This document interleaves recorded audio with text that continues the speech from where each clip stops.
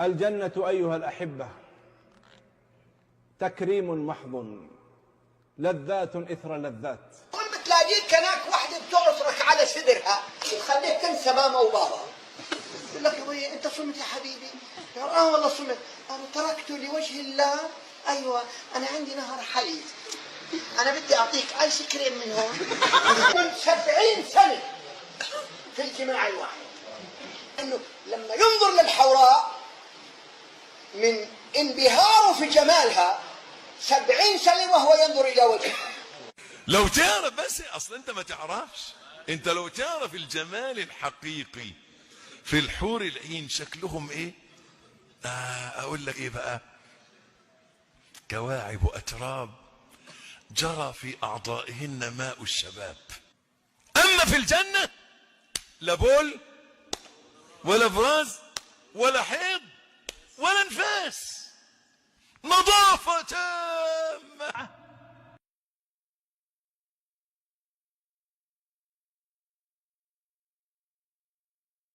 اسمع أثداء الحوريات، نواهد الحور كالرمان ليست متدلية إلى أسفل زيادة في الحسن والجمال.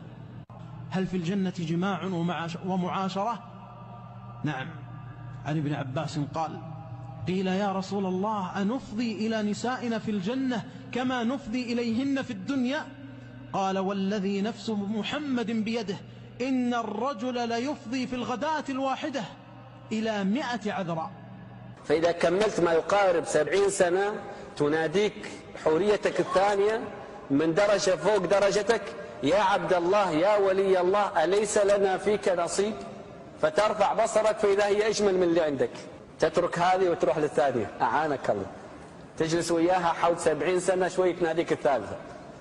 من الحسن ترى مخ ساقها من وراء 70 حلة، لبسة 70 فستان فوق بعض.